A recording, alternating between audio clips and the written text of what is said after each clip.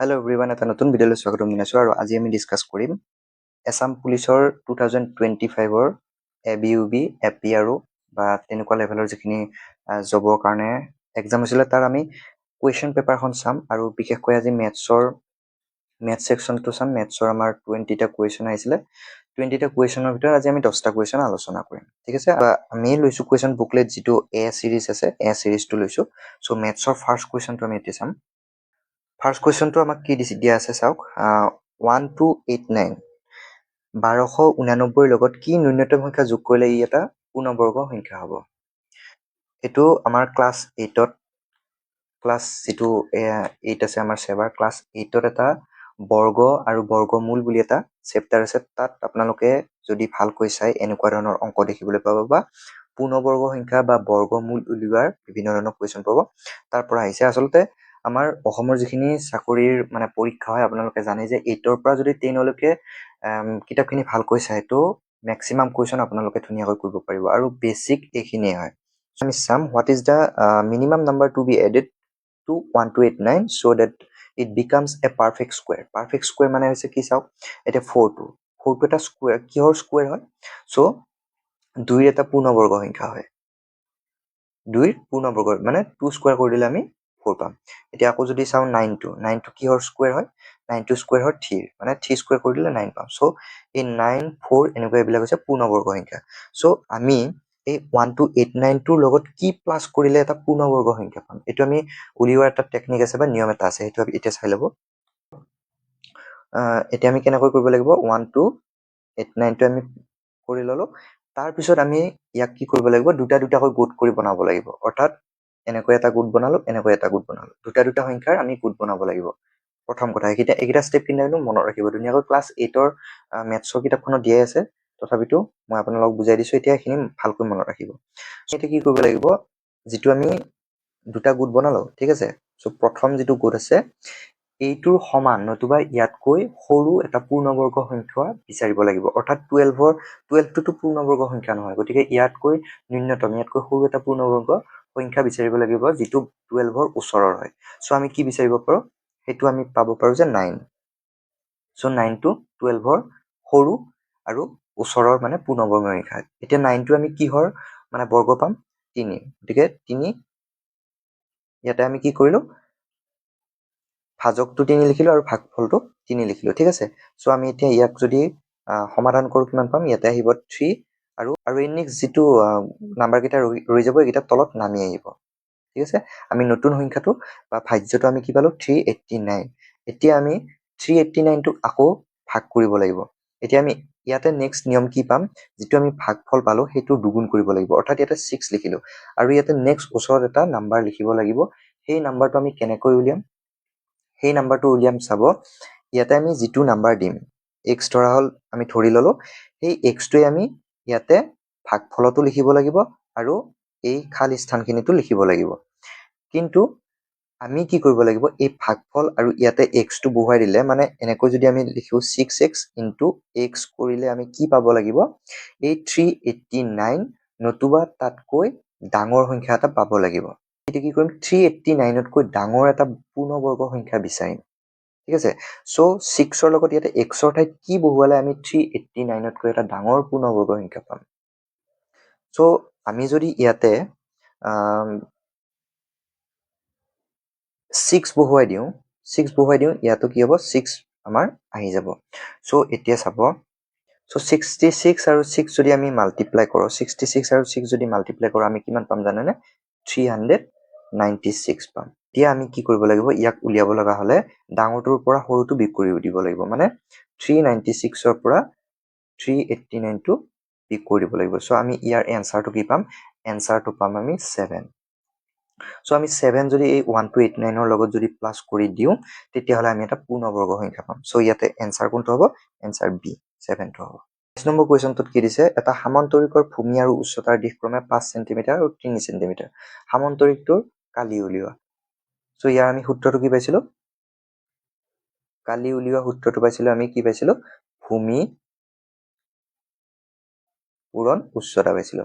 চ' আমি একদম চিম্পল, ইয়াতে ভূমি আৰু উচ্চতা দিয়া আছে। ভূমি মানে সামান্তৰিকটো যদি আমি এইটো সামান্তৰিক ধৰি লওঁ, ইয়াৰে এই বাহুটোৰ মান দিয়া আছে আৰু আমাক উচ্চতাটো দিয়া আছে সো আমি কালি উলিয়াই দিব পাৰিম সো ভূমি মান কিমান দিয়া আছে ভূমি মান এই দুইটা মান পূৰণ কৰি দিলে পাই যাম আমি 5 সেন্টিমিটাৰ আৰু 3 সেন্টিমিটাৰ সো আমি কিমান পালো 15 সেন্টিমিটাৰ স্কয়াৰ হ'ব কিন্তু সো আপোনালোকৰ কোৱেশ্যনত চাওক 15 সেন্টিমিটাৰ স্কয়াৰো আছে 15 সেন্টিমিটাৰ বহুতে কিন্তু 15 সেন্টিমিটাৰ সিলেক্ট কৰি থৈ আহিব কিন্তু আমি যেতিয়া কালি উলিয়াম কালি হলে সেন্টিমিটাৰ স্কয়াৰ হয় এটো মনত ৰাখিব সো ইয়াৰ কাৰেক্ট আনসাৰ হ'ব বি টো সো 23 কোৱেশ্যনটো চাওক 23 টোত কি আছে এটো এটা সিম্পল ইন্টাৰেষ্টৰ কোৱেশ্যন আহিছে সিম্পল ইন্টাৰেষ্ট আৰু কম্পাউণ্ড ইন্টাৰেষ্ট আপোনালোকৰ এক্সামত ইয়াৰ ওপৰত কোৱেশ্যন আহিবই সিম্পল ইন্টাৰেষ্ট আহিব নতুবা কম্পাউণ্ড ইন্টাৰেষ্ট আহিব আৰু 2025 ৰ যিখন কোৱেশ্যন পেপাৰ আছিলে এছাম পুলিচত তাত সিম্পল ইন্টাৰেষ্ট আছে কম্পাউণ্ড ইন্টাৰেষ্টৰ কিন্তু কোৱেশ্যন আছে গতিকে দুইটাই ইম্পৰ্টেন্ট হয় চাবই লাগিব ইয়াৰ পৰা মিনিমাম এটাকৈ কোৱেশ্যন আহিব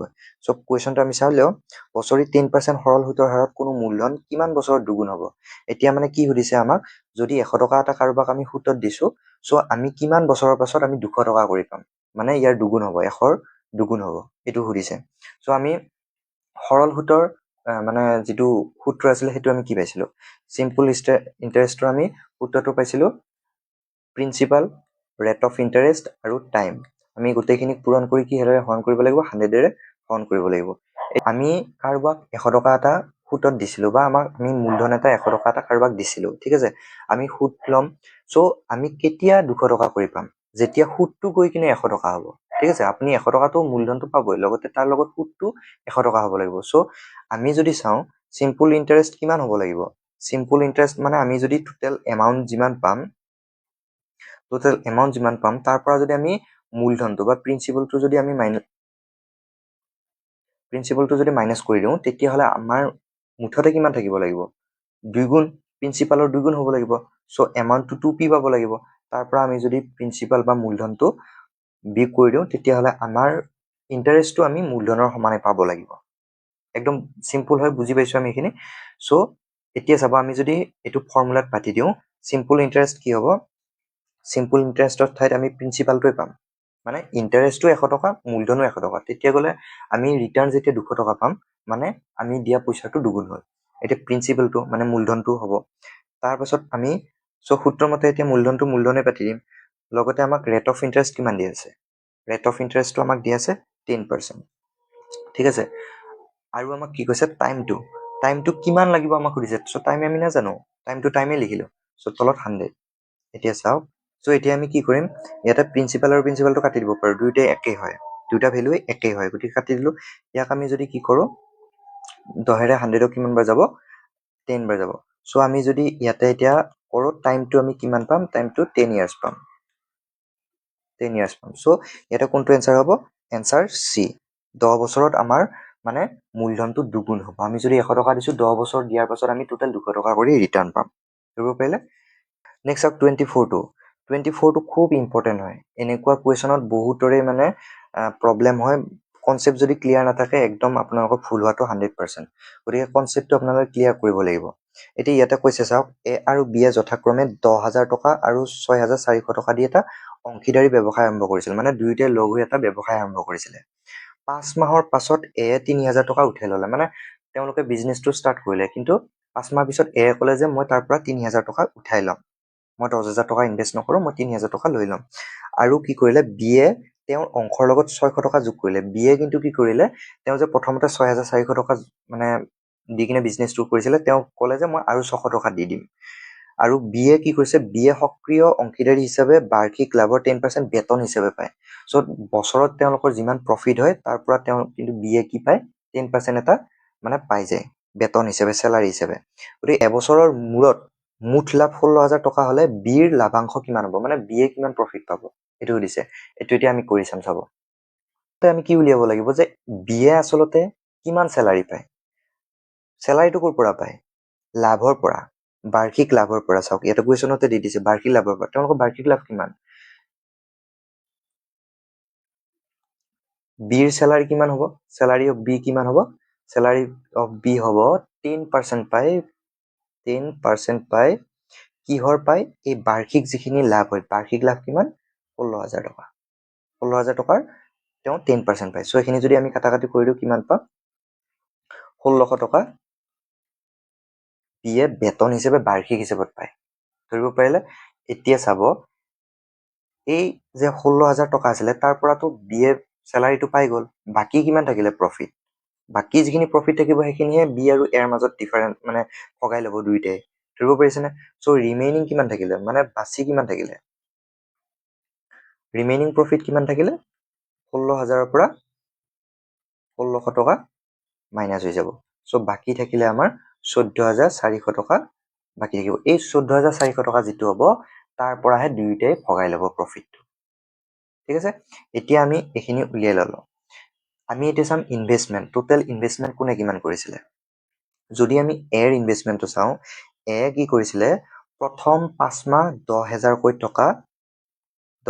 টকা 5 মাহ ইনভেষ্ট কৰিছিলে তো তেওঁ মুঠতে কিমান টকা ইনভেষ্ট কৰিছিলে 5 মাহৰ কাৰণে তেওঁ 50,000 টকা টোটেল ইনভেষ্ট কৰিলে ঠিক আছে নেক্সট গোটেই বছৰটোত নেক্সট 7 মাহ তেওঁ কি কৰিলে নেক্সট 7 মাহ কি কৰিলে তেওঁ যেহেতু 3,000 টকা উঠাই ল'লে 7,000 টকাকৈ ইনভেষ্ট কৰিলে 7,000 টকাকৈ 7 মাহ তেওঁ ইনভেষ্ট কৰিব ল'লে কাৰণ কিয় 7 মাহ ধৰিলো 5 মাহে তেওঁ 10,000 কৰি ল'লে বাকী বছৰটোৰ 7 মাহ কি কৰিব তেওঁ 7,000 কৈ ইনভেষ্ট কৰিছে গতিকে তেওঁ এই বাকী কেইমাহ কিমান ইনভেষ্ট কৰিলে 49,000 ঠিক আছে এতিয়া তেওঁ টোটেল কিমান গোটেই বছৰটোত কিমান টকা ইনভেষ্ট কৰিলে টোটেল কৰিলে 99,000 50,000 আৰু 49,000 মিলাই কিনে তেওঁ টোটেল 99,000 টকা ইনভেষ্ট কৰিলে এতিয়া আমি বিৰটো চাওঁ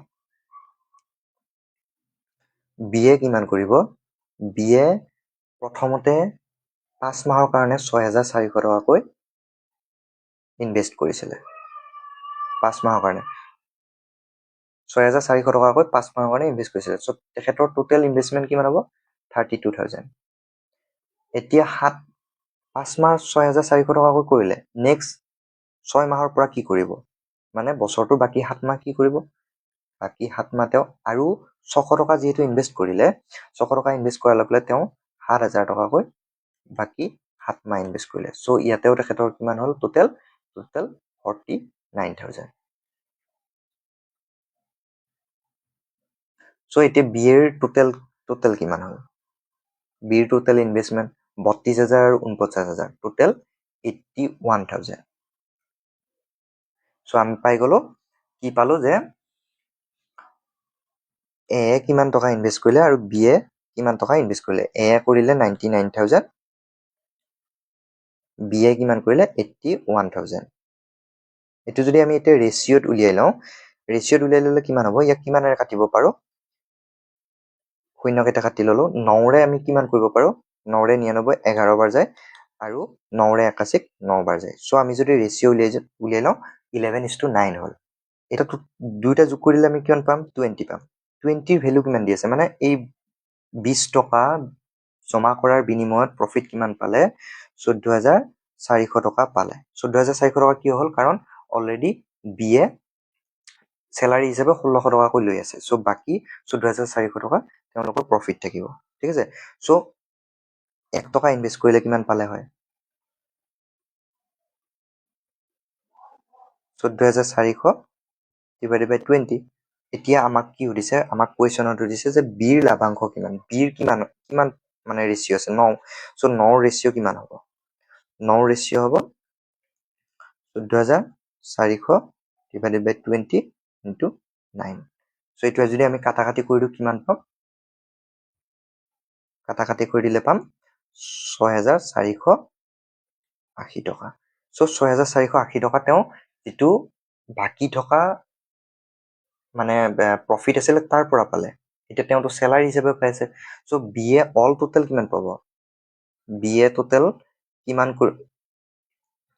ৰিচিভ কৰিব টোটেল ৰিচিভ কৰিব 6,480 প্লাছ 1600 এতিয়া মুঠতে কিমান হ'ল 8,080 টকা তেওঁ কি কৰিলে প্ৰফিট হিচাপে পালে কাৰণ চেলাৰী হিচাপে প্ৰফিটৰ পৰা পালে আকৌ বাকী যিখিনি থাকিলে প্ৰফিট সেইখিনিৰ পৰাও তেওঁ লাভাংশ পালে চ' টোটেল পাইছে 8,080 টকা চ' ইয়াতে কোনটো এনচাৰ হ'ব ইয়াতে এনচাৰ হ'ব চি সো এইটো আহিছে আপোনালোকৰ পাৰ্টনাৰশ্বিপৰ পৰা। পাৰ্টনাৰশ্বিপৰ অংক হয়। পাৰ্টনাৰশ্বিপৰ অংক আপোনালোকে কুৱেশ্যন দেখা পাব আপোনালোকৰ এক্সামত। ঠিক আছে। নেক্সট হৈছে আপোনালোকৰ এইটো। নেক্সট চাওক, মান নিৰ্ণয় কৰিব দিছে। এইটো অতি চিম্পল। আপোনালোকে সৰলীকৰণ যিবিলাক আছে চিম্পলিফিকেশ্যন, তাত যদি চাই এনেকুৱা মেথছ আপোনালোকে পাব। এইটো আমি এতিয়া কৰি চাওঁ। 2/3 মাইনাছ 1/3 প্লাছ আকৌ ব্ৰেকেটৰ ভিতৰত 2/9। ঠিক আছে। আমি এতিয়া প্ৰথমতে ব্ৰেকেটবিলাক উঠাই ল'ম। ঠিক আছে। 2/3 ব্ৰেকেট উঠাই ল'লে মাইনাছত থকা ভেলু এটা মাইনাছ কৰিব লাগে। চ' সেইটো এটা কি হৈ যায়, উল্টা হৈ প্লাছ হৈ যায়। মাইনাছে মাইনাছে প্লাছ হয়। গতিকে 2/3 প্লাছ 1/3 হ'ব। এতিয়া ইয়াতে আছে প্লাছ আৰু ইয়াতে আছে মাইনাছ। গতিকে এইটো প্লাছে মাইনাছে আকৌ কি হ'ব, এইটো হৈ যাব মাইনাছ। ঠিক আছে। এতিয়া মাইনাছ কৰি দিয়াৰ লগে লগে আমি ইয়াতে কি পাম, তলত 9 পাম, ওপৰত কিমান পাম, ওপৰত পাম 20। এইখিনি যদি আমি কি কৰোঁ, এনেকুৱা ভগ্নাংশৰ যোগ বিয়োগ হয়তো আপোনালোকে জানে। কি কৰিব লাগিব, তলৰ গোটেইকেইটাৰে লসাগু উলিয়াব লাগিব। চ' লসাগু আমাৰ কি হ'ব, লসাগু হ'ব 9। ঠিক আছে। 3 3 9 লসাগু আমি 9 পাওঁ। চ' 9 যদি কৰোঁ, আমি 3 লগত কিমান পূৰণ কৰোঁতে 9 পালোঁ, 3 পূৰণ কৰোঁতে, গতিকে ওপৰতো 2 লগত 3 পূৰণ হ'ব। 2 লগত 3 পূৰণ কৰিলে 6 হ'ব। ঠিক তেনেকে 3 লগত 3 পূৰণ কৰোঁতে 9 হৈছে, গতিকে 1 লগতো 3 পূৰণ হ'ব। মাইনাছ ইয়াতে কিমান হ'ব, 9 লগত কিমান পূৰণ কৰোঁতে 9 হ'ল, 1। গতিকে 20 লগতো 1 পূৰণ হ'ব, গতিকে এইটো 20 থাকিব। চ' এইটো যদি আমি এতিয়া চিম্প্লিফাই কৰোঁ, তেতিয়া কিমান পাম, ওপৰত পাম টোটেল 11। আৰু যে 9 হ'ল, 9টো প্লাছত আছে, চ' 20টো মাইনাছত আছে। প্লাছে মাইনাছে যেতিয়া মাইনাছৰ ভেলুটো ডাঙৰ আছে, 20টা আপুনি দিব লগা আছে, পাইছে কেইটা, 9টা। চ' আপুনি কাৰোবাক 20 টকা দিব লগা আছে, দিছে 9 টকা, আৰু বাকী থাকিব ন, 11 টকা বাকী থাকিব। চ' এইটো -11 হৈ যাব। চ' এইটো আমাৰ এনচাৰটো কোনটো হ'ব, এনচাৰ বি, -11/9। তলৰ সংখ্যা কেইটাৰ মধ্যমাৰ নিৰ্ণয় কৰা, মেডিয়ান উলিয়াব দিছে। চ' মেডিয়ান আমি কেনেকৈ উলিয়াওঁ চাব। প্ৰথমতে আমি এনেকুৱা যদি নাম্বাৰ দিয়া থাকে, আমি প্ৰথমতে সেইটো ঊৰ্ধ্বক্ৰমত সজাই ল'ব লাগে। চ' অলৰেডি ইয়াতে ঊৰ্ধ্বক্ৰমত ধুনীয়াকৈ সজাই দি থৈ দিয়া আছে। চ' আমি বেলেগ একো কৰিব নালাগে। আমি জাষ্ট কি কৰিম, এটা ফৰ্মুলা আছে, আমি চাব লাগিব এই যেইটা নাম্বাৰ দি আছে এইটো যুগ্ম দিয়া আছে নে অযুগ্ম দিয়া আছে, মানে ইয়াতে কেইটা নাম্বাৰ আছে। আমি যদি ইয়াতে চাওঁ 7টা দি আছে। চ' 7টাটো হৈছে এটা অযুগ্ম সংখ্যা। চ' অযুগ্ম সংখ্যা পোৱাৰ লগে লগে আমি কি কৰিব লাগিব, এটা ফৰ্মুলা আছে যে n + 1 / 2। n মানে হৈছে আমি কিমানটা টোটেল নাম্বাৰ দি আছে। ঠিক আছে। টোটেল নাম্বাৰ দি আছে 7টা। চ' 7 + 1 / 2। এতিয়া আমি কি পাম, টোটেল 8/2 = 4। মানে 4th নাম্বাৰ যিটো নাম্বাৰ থাকিব, 4th নাম্বাৰত সেইটোৱে আমাৰ মধ্যমা হ'ব। ইয়াতে 4th নাম্বাৰ কোনটো আছে চাওক, 35। চ' এনচাৰটো 35 হ'ব। 27ত দি আছে চাওক, এইটো এটা চক্ৰবৃদ্ধি সূত্ৰৰ মানে অংক হয়। শতকৰা বছৰি 10% চক্ৰবৃদ্ধি সূত্ৰত 100 টকা 2 বছৰৰ মূৰত মুঠ পৰিমাণ হ'বগৈ কিমান সুধিছে। মানে আপুনি যদি 100 টকা কাৰোবাক দিছে, 10% চক্ৰবৃদ্ধি সূত্ৰত দিছে, চ' কি 2 বছৰৰ মূৰত টোটেল আপুনি কিমান পাব সুধিছে। চ' এইটো আমি যদি ফৰ্মুলাত বনাই লওঁ, তেতিয়া কেনেকুৱা হ'ব, ফৰ্মুলাত বনাই ল'লে হ'ব, আমাক কি দিয়া আছে, প্ৰিন্সিপাল দিয়া আছে। প্ৰিন্সিপাল কিমান দিয়া আছে, 100 টকা দি আছে। টাইম কিমান, time 2 years। Rate of interest কিমান দি আছে, ৰেট অফ ইণ্টাৰেষ্ট দি আছে 10%। চ' এইটো আমি ফৰ্মুলাত বহাই লওঁ, আমি কি পাম, টোটেল এমাউণ্টটো কিমান হ'ব, প্ৰিন্সিপাল আৰু ইয়াতে কি হ'ব 1 + ৰেট অফ ইণ্টাৰেষ্ট / 100। আৰু ইয়াতে কি থাকিব, আমাৰ টাইমটো থাকিব। এইটো হৈছে ইয়াৰ সূত্ৰ। চ' আমি ইয়াতে এতিয়া বহুৱাই দিওঁ। প্ৰিন্সিপাল আমাৰ কিমান আছে, 100। 1 + ৰেট অফ ইণ্টাৰেষ্ট কিমান আছে, 10 / 100। টাইম কিমান দি আছে, 2 years। ঠিক আছে। চ' এইটো আমি এতিয়া চিম্প্লিফাই কৰি লওঁ। চ' 100 ইয়াতে কি হ'ব, 1 + আমি যদি 100ৰে 10ক মানে ডিভাইড কৰোঁ, তেতিয়া কিমান পাম, 0.1, আৰু ইয়াতে 2। ঠিক আছে। চ' 100 × 1.1 স্কুৱেৰ। চ' 100 × 1.21 স্কুৱেৰ কৰিলে 1.1ক যদি আমি স্কুৱেৰ কৰি দিওঁ, 1.21 পাম। এতিয়া আমি এইটো কৰিলে কিমান পাম 121 পাম সো ইয়াৰ এনসাৰ কোনটো হ'ব এনসাৰ এটো হ'ব সো 28 টো কি কৈছে যদি p আৰু q ৰ গসাউ আৰু লসাগু যথাক্ৰমে r আৰু s হয় তেন্তে p q r আৰু s ৰ লসাগু হৈছে ইয়াতে অপচন কেইটা দিয়া আছে সো আমি এটা কথা জানো লসাগু আৰু গসাগু যেতিয়া আমি পঢ়িম তেতিয়া ভালকৈ এটো বুজি পাম আৰু কোনোবা দুটা সংখ্যাৰ যদি লসাগু আৰু এলচিএম আৰু এইচচিএফ যদি আমি মাল্টিপ্লাই কৰো তেতিয়া কি পাম সেই সংখ্যা যি দুটা আছে a আৰু b ধৰা হলে সেই সংখ্যা দুটাৰ মাল্টিপ্লাই কৰিলে যিমান পাম সেমে হ'ব ঠিক আছে আমি এটো এটা ফৰ্মুলা আছে এটো মনত ৰাখিব যিকোনো দুটা সংখ্যাৰ এলচিএম আৰু এইচচিএফ এই দুইটা যদি মাল্টিপ্লাই কৰো আৰু যদি আমি সংখ্যা দুটা নিজে মাল্টিপ্লাই কৰি লওঁ তেতিয়া হলে ভ্যালু দুটা একে ঠিক আছে ইয়াৰ পৰা আমি গম পাব পাৰো যে যেটো ইয়াতে কি দিয়া আছে আমাক দিয়া আছে যে r into s হ'ব is equal to p into q এতিয়া আমি গম পাও যে r2 যেটো HCF হয় r এ p আৰু q দুইটাকে ডিভাইড কৰিব পাৰে কিয় কাৰণ r2 এটা HCF আকৌ ঠিক তেনেকে s টো যেটো LCM গতিকে p আৰু q এ দুয়োটাই কি কৰিব পাৰে s ক ডিভাইড কৰিব পাৰে সো এই যদি ৰিলেচনটো আমি ভালকৈ চাও ইয়াৰ এনসাৰটো কি পাম জানেনে ইয়াৰ এনসাৰটো হৈছে s এটো আমি যেতিয়া LCM আৰু HCF পঢ়িম তেতিয়া ভালকৈ বুজি পাম নেক্সট কোৱেশ্চন চাও যদি x plus 1 by x equal to 7 হয় তেন্তে x square plus 1 by x square ৰ মান কিমান হ'ব এটো চাও নাম্বাৰ সিস্টেমৰ এনেকুৱা কোৱেশ্চন আহিব আপোনালোকৰ দেখাত খুব টাফ যেন লাগে কিন্তু ইমান এটা টাফ নহয় আমাক কি দি আছে x plus 1x ৰ ভ্যালুটো 7 দি আছে সো আমি কি কৰিম এইখিনি আমি এটা সূত্ৰত পেলাই ল'ব লাগিব কি সূত্ৰত পেলাই লম a plus b whole square সূত্ৰটোত পেলাই ল'ব লাগিব গতি x plus 1 by x ইফালে যদি স্কয়াৰ কৰিলে আমি 7 কো স্কয়াৰ কৰিব লাগিব ঠিক আছে সো আমি এটো কি লিখিব পাৰো a plus b whole square সূত্ৰ লিখিব পাৰো a plus b whole square সূত্ৰটো কি আছিল a square plus twice ab 2 a এর মান কিমান x b কিমান হৈছে 1 by x 2ab hall plus কি হ'ব b square 1 by x square